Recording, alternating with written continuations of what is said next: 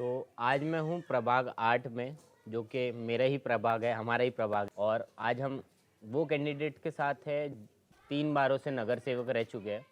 तो हम हैं जुल्फ़िकार अहमद भुट्टो साहब के साथ। और बहुत बड़ा ट्रेजेडी बोला जाए या होनी अनहोनी बोला जाए कि इनको एंड टाइम पे टिकट नहीं मिला। ये बहुत ही इंटरेस्टिंग टॉपिक था, जो लोकली ऑफलाइन लोगों ने भी मुझे अप्रोच किया कि इनका इंटरव्यू लिया जाए। तो आज हम है भुट्टो साहब के साथ जनता के कुछ सवाल लेके आया। एकदम एंड टाइम पे बताया गया कि आपको कांग्रेस का टिकट नहीं मिलेगा।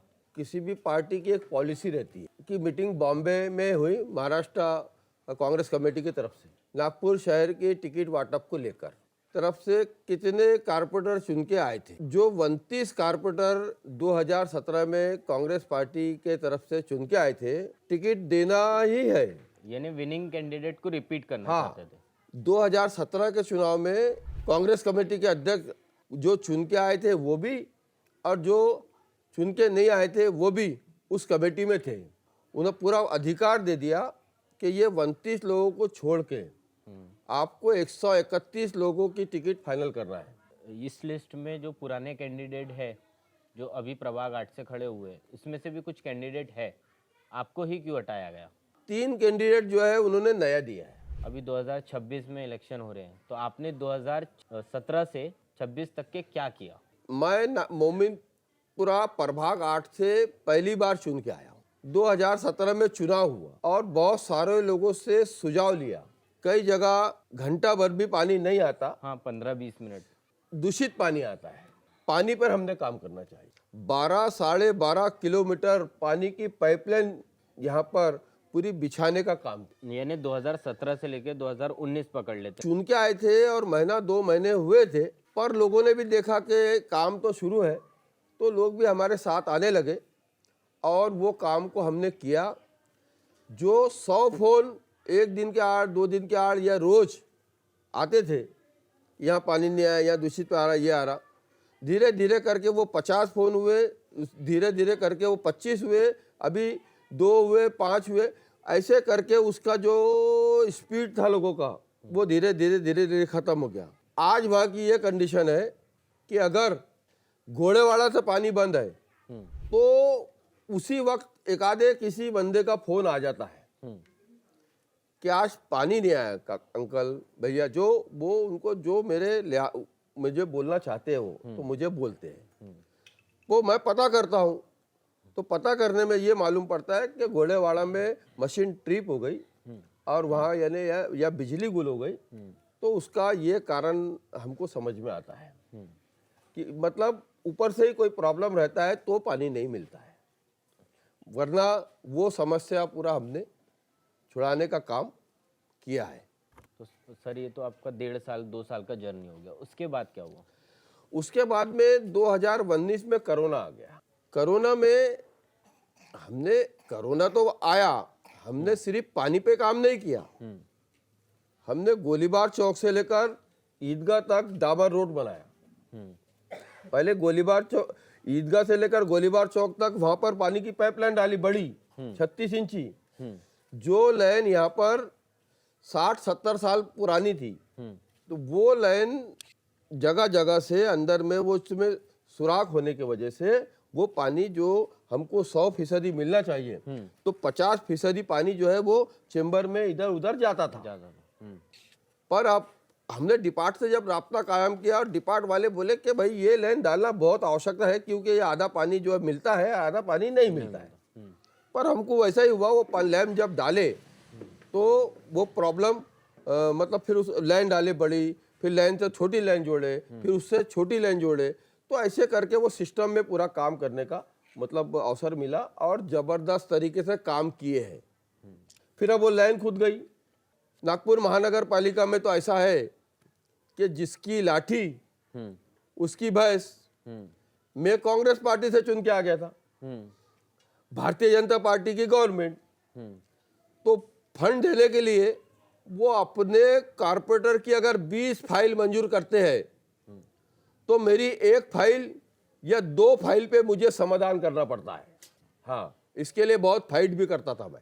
ये स्पेशली कांग्रेस के साथ हाँ, होता सब है? कांग्रेस के साथ में, इंडिपेंडेंट के साथ में, भारतीय जनता पार्टी के अलावा वो किसी को फंड देने में बेबागी से कभी किसी को फंड नहीं देते हो। वो अपने कैंडिडेट को 20 फाइल देंगे तो दूसरे वो किसी भी पार्टी का रहे उसको वो 2 फाइल 3 फाइल पे रोक देंगे। अच्छा, यानी जिसकी लाठी उसका बैल। हाँ बस जी। तो हमने ईदगाह से लेकर गोलीबार चौक उसका फिर बाद में 1 करोड़ कुछ लाख रुपए की फाइल बनाया। विक्की कुकरेजा उसमें चेयरमैन था स्टैंडिंग कमेटी का। हमने उनको बार बार रिक्वेस्ट किया कि ये फाइल जो है ये हमको मंजूरी करके चाहिए, पर वो बोले हमारे पास फंड नहीं है। हमने पता लगाया, क्योंकि मैं बहुत एक्सपीरियंस वाला, मैंने बहुत काम किया है, मैं आज़ाद भी चुन के आया हूँ, मुझे पहली बार आज़ाद चुन के आने का मौका लगा। तो हमने वहाँ पता लगाया कि इस हेड में कितना फंड बचा हुआ है। तो हमें मालूम पड़ा कि वहाँ 85 या 88 लाख रुपए बचे हैं। हमने वो कुकरेजा जी से हमने झंझट किया कि आप हमको लेटर दो। वो बोले फंड खत्म हो गया। हमने बोले फंड खत्म हो गया ना, कोई प्रॉब्लम नहीं, आप लेटर तो दो, लेटर तो आप दे सकते हैं क्या नहीं। हाँ। तो उन्होंने मुझे थोड़ा सा ऐसे एटीट्यूड में अपने आदमी को बोला कि लेटर बनाओ। उन्होंने जैसे ही लेटर बनाया, मेरे पास पूरी फाइल रेडी थी, मैं 1 मिनट में जाके वो फाइल खता दिया। तो मेरे को उसमें 85 लाख रुपए मिल गए। तो उस 85 लाख में गोलीबार चौक से बोरियापुरे का दोनों साइड का डाबा रोड का काम करने का मौका लगा। मैंने अनेक जगह सीमेंट रोड के काम किए हैं, एमएल कैंटीन से लेकर शेखबारी चौक तक, तकिया वकील होटल से लेकर टिमकी क्षेत्र तक, बातरी तेली समाज के मंदिर से लेकर खटीपुरा तक, पटवी मंदिर गली से लेकर कुम्हारे के घर के पीछे तक। ऐसे कई काम है जो मेरे अभी जहन में है भी नहीं, पर मैं अभी भी बता सकता हूँ कि टोपरे के कुएं के पास सुकेश निमजे के घर से आटा चक्की तक, ऐसे कई काम मैंने यहाँ पर किए हैं। क्योंकि मुझे एक बात और है कि मैं इस फील्ड में जब तक हूँ जब तक ये मेरा काम करने का शौक बरकरार रहेगा। जिस दिन मेरे पास से, मेरे दिमाग से काम करने का उमंग थोड़ी भी कम होगी, तो मुझे लगता नहीं कि मैं चुनावी मैदान में कभी जाऊंगा। क्योंकि मैं चुनाव में जरूर से प्रचार करता हूँ, चुनाव में जरूर से खड़े रहता हूँ, पर मेरे साथ 100 लोग काम करते हैं, 200 लोग काम करते हैं, और मैं कभी ये चाहता नहीं कि मेरे काम नहीं करने से मेरे ये 200 लोगों को कोई शर्मिंदगी महसूस हो। मैं उनको, मेरे वजह से उनका सर नीचे नहीं होना चाहिए, इस बात का ख्याल मैं पहले जो एक बार इंडिपेंडेंट चुन के आया था उस दिन से मेरे पास ये मेरे दिमाग में ये बात है कि मैं चुनाव लड़ता हूँ। आज समझ लो यहाँ पर 75,000 लोगों का मतदान है। 75,000 लोगों में मैं 15 दिन में 10 दिन में नहीं पहुँच सकता हूँ। तो मेरे जो दोस्त भाई है, जो इस क्षेत्र में जो लोग है, जो जिनको समझता है कि भाई ये काम इस क्षेत्र का कौन करा सकता है, तो वो अपने अपने लेवल पे एक दूसरे को जाके बोलते हैं कि भाई चुनाव का समय है, हमारा अच्छा आदमी हमारे रास्ते नहीं जाना चाहिए। क्योंकि वो अपनी प्रेस्टीज फंसाते हैं, वो अपनी जबान फंसाते हैं, वो लोगों को बोलते हैं कि कुछ नहीं होगा तो हमको बोलना, और वो जो बात है वो बात हमारे दिमाग में रहती है। और इसी के वजह है कि मैं यहाँ से, मुझे 3 बार कारपोरेटर बनने का मौका मिला, और मैं इंशाल्लाह इस बार फिर कारपोरेटर बनूंगा। इस बार का आपका मैनिफेस्टो, आपकी विचारधारा क्या है प्रभाग 8 को लेके? कि आप जब कॉरपोरेटर थे तब दूसरी पार्टी से फंड होके उन्होंने काम करवाया है। सवाल नहीं समझ में आया। आप जब कॉरपोरेटर थे कौन से साल में? 2022 के बाद, कोरोना काल के बाद, ये सुनने में आया कि छोटे मोटे गटर लाइन के काम और ये सब काम उनको कोई और पार्टी के पास जाना पड़ता था अपने काम करवाने के लिए, अपने लोगों को। 2022 में कारपोरेशन जो है डिसॉल्व हो गई थी। तो कारपोरेशन का जो माहौल था वो भारतीय जनता पार्टी वालों ने ऐसा कर दिया था कि हम जिसको बोलेंगे आप उसी का काम करोगे, अधिकारियों को, क्योंकि हम कारपोरेटर नहीं है। तो जो हमारे हिस्से के जो फंड्स आता है वो हमारा तो नहीं है अब। तो उन्होंने ऐसा वातावरण वहां बनाया कि भाई जो डिपार्टमेंट के अधिकारी के पास फंड आता है वो इन लोगों के बोलने पे वो काम नहीं होगा। तो उसमें हमारी मजबूरी है। 2022 में अगर कारपोरेशन डिसॉल्व हो जाती है और 4 साल अगर चुनाव नहीं होता तो इसमें हमारा क्या कसूर है? क्योंकि इस क्षेत्र का एमएलए जो है वो भारतीय जनता पार्टी के हैं, उनकी अपनी भी जवाबदारी है, ये उनकी भी कॉन्स्टिट्यूएंसी है। तो अगर जनता उनके पास जा रही है और उन्होंने काम अगर कराया, मतलब उनका तो क्षेत्र है ना।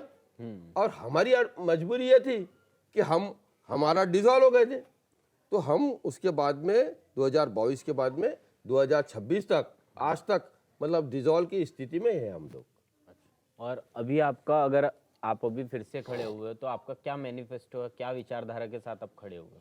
हमें यहाँ पर, जब मैं कारपोरेटर यहाँ था, मेवा हॉस्पिटल में एक 32 करोड़ रुपए की पानी की टाकी का प्रपोजल मैंने मंजूर कराया था, जिसको यहाँ पर वो मेवा हॉस्पिटल में वो मेवा हॉस्पिटल के कंपाउंड में वो टाकी बनना था।